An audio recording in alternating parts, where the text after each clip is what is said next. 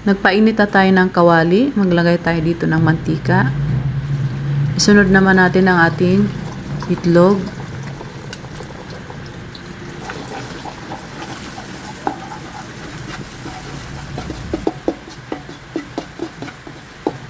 Ayan, kapag ganyan na yung ating itlog, hanguin na natin siya. Maglagay lang tayo ulit ng konting mantika. Iprito lang natin ang ating ham. Hiniwa ko na ito sa maliliit.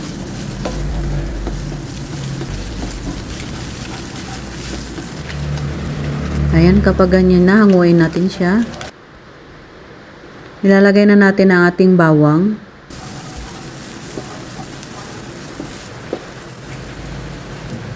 Sunod naman natin ang ating bahaw na kanin.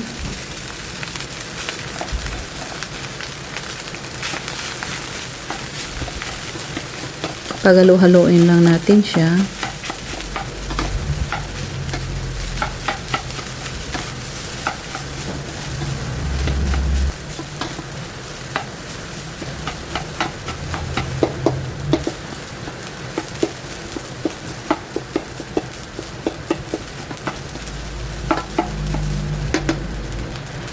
Isunod na natin dito ang ating carrots.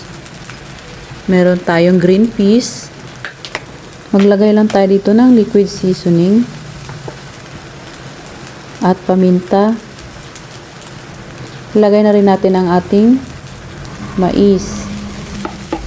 Paghalu-haluin lang natin sila para magbanding together ang ating mga pinaglalagay dyan.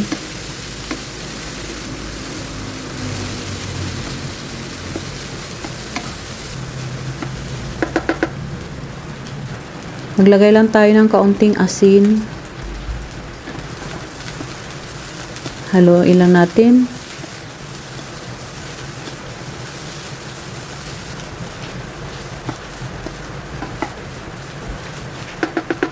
Sunod naman natin yung ating ham.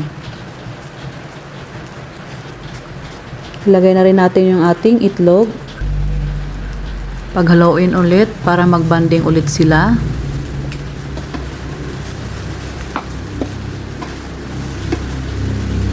Mas masarap ang ganitong klaseng fried rice dahil hindi mo na kailangan magluto pa ng ulam dahil may kanin ka na, may ulam ka pa.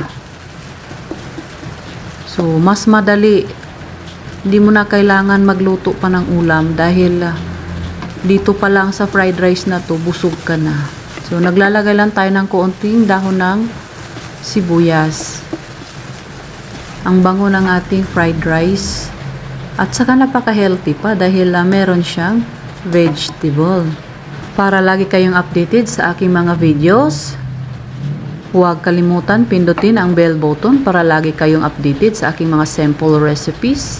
Enjoy watching! Happy eating!